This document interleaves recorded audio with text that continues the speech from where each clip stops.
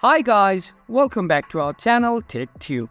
In today's video, I'm going to show you how to sign up to your TikTok account.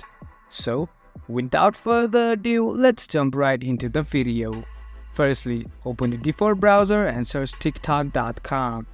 After you make search, you'll find this interface.